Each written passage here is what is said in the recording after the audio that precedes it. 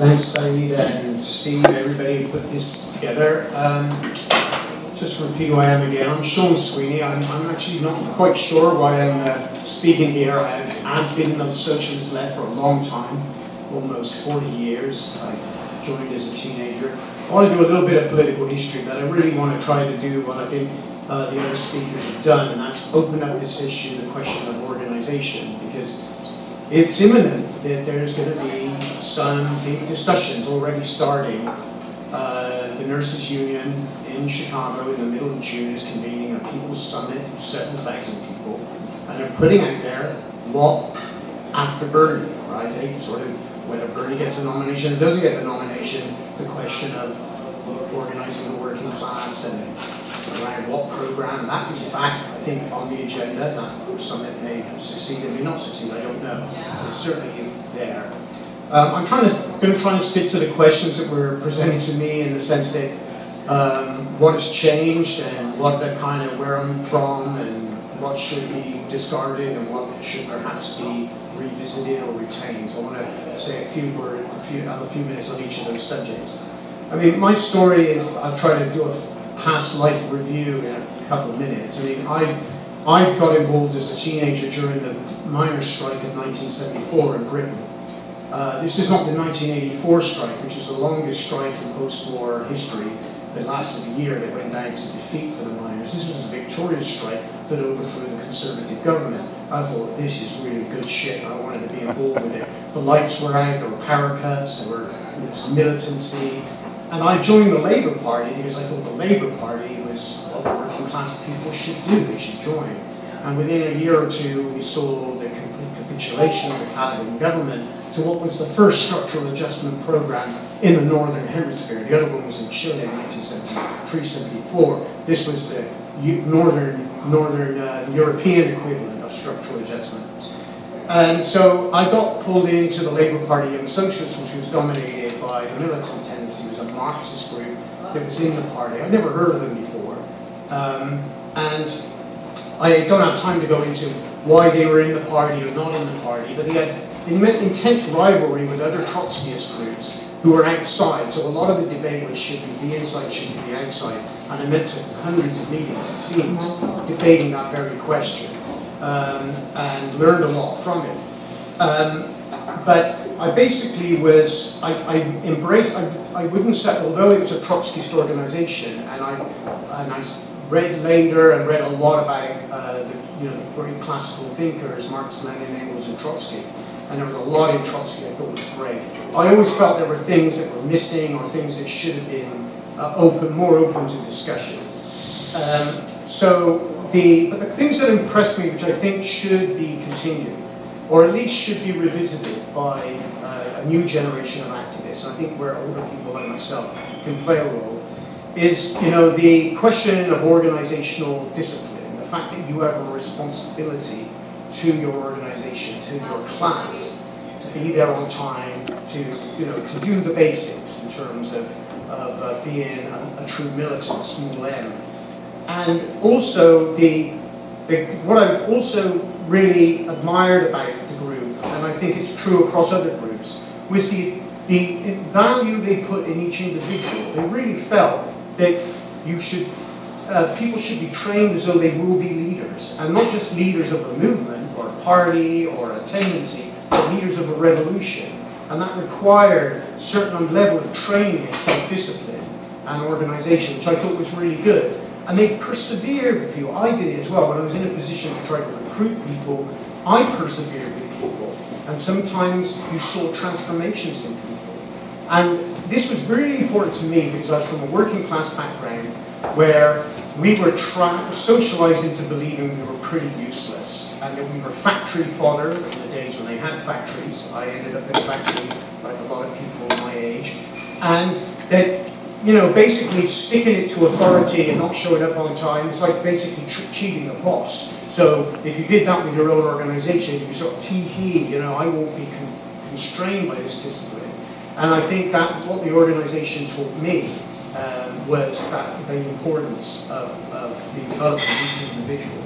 And also the obvious thing that I think Steve raised last week, because I saw the reporting on it, is that it was the importance of study, of really seriously reading into history. And I feel those experiences were certainly valuable to me. And I'd like to think there are parts of that experience that can be rediscovered, or maybe already is being rediscovered, and I just don't know it. Now, I won't spend too much time on the negatives because I don't have a lot of time. I'm just checking where I'm at. I've got like 5 minutes left. You know, Steve talked mostly about the truth, the whole truth, and nothing but the truth. And that organization was right there in terms of believing it had all the answers. And so I don't want to spend valuable time, you know, tracking it. I think it wasn't obvious when things were going forward. The group was growing very rapidly from the mid to late 70s to the early 80s. It took on major struggles in Liverpool. It won the city council. It stuck it to Margaret Thatcher. It really, it caused general strikes in Liverpool against austerity. It certainly led from the front and recruited thousands of people. It went from, when I joined, it was like 1,300 people and mostly working class, and it went to 8,000-10,000 with many, many other thousands following its lead. It was in the national newspapers, and it was you felt proud to be part of that organization. The issue, though, is you never realized it was really built on sort of a house of cards, in the sense that when things started going bad, it really kind of collapsed in on itself. And that's when, as in all organizations perhaps, the trouble starts. For me, there were some theoretical questions that were opened up. I went to Nicaragua in 1983, and I was really impressed by the political level of the Sandinista revolution, the cadre around the FSLN. And when I went back and read what my own tendency had been writing about Nicaragua, that this was a petty bourgeois movement, and it just didn't gel with what I was seeing. And that made me think, well, there's probably a lot of other things that are being written by this organization that doesn't gel with reality. So I started to have a very critical approach. And I remember writing in 1986 in London, 1985 I think it was, a 20,000-word document. And I mailed it to them saying, could we please discuss this? It was on the theory of permanent revolution and the realities of the Nicaraguan struggle. And I never got an answer. So I had to get basically on the train after 4 months, and I went in there and kicked the door down and said, you know, you owe it to this organization and its claims to be democratic, centralist and open. You owe it to have that conversation. And there were many other issues like that, but what I was convinced that, you know, we have to, it's obvious point now for people of my generation, like Steve, who've been through these kind of experiences, that the capacity of people to cling on to the reality they want to cling on to, even when the evidence is completely contrary. I think that is something we have not solved. We have not solved that problem. Now, I won't go into some of the bigger theories, Stalinism, social democracy. I think the Trotskyist tradition has a lot to be proud of in that respect. But I also feel that many of those debates, some of at least the Stalin question, is representing itself in new forms and needs to be treated a little bit differently. I think to say in conclusion that I feel that the problem of organization is one that it's going to have to be resolved, and I think very quickly. But I don't think it will be resolved permanently. I think organizations are by very nature, there's going to be problems with them. There's going to be strengths and weaknesses, and we have to accept it. But I feel that we've gone so far without an organization. We're seeing struggles now that in many respects, I feel, whether they're conscious of it or not, are crying out for organization. They're crying out for what Nino Paparo, the Italian communist, calls a party of a connective type, party of a new type, a connective party.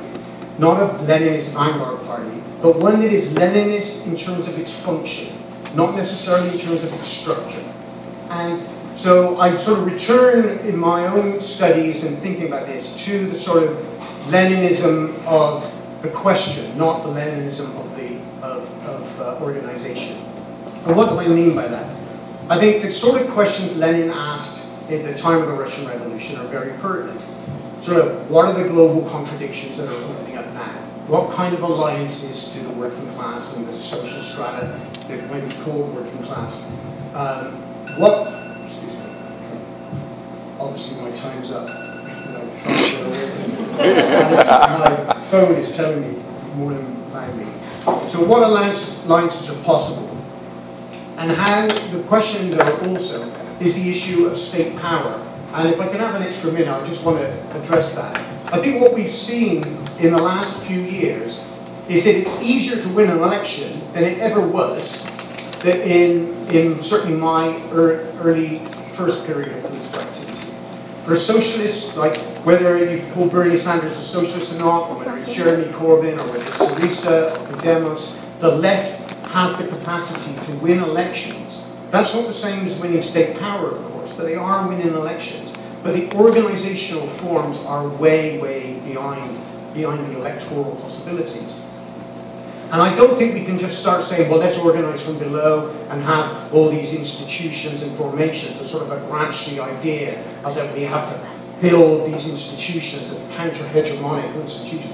That's not going to come in time, I think, to take advantage of the moment. So this is where I think the Lenin function is important. Because, you know, whether go to pay tribute to my ex-comrades, Shama Savan in Seattle, whether it's there, or whether it's in Athens, or whether it's here in the United States, or more broadly, if we have a chance to organize around an electoral program, then we have to pay a lot of attention to what are we going to do with that and not miss that moment. I was in Athens, I'll close on this, I was in Athens last summer, a day after the referendum. Everybody was euphoric, but it was clear, even though Syriza was so-called capitulating to the Troika and to the German finance minister, that I don't think the Greek people, even those who voted no, were ready to struggle for what they voted for. I didn't get that sense. And I feel that this kind of honest appraisal of where we're at, of the distance between the opportunities that are open up and the lack of organizational capacity and experience, including cadre, to carry out what needs to be done, I think is a question I'm looking forward to discussion with you all and to others in the future. Thank you.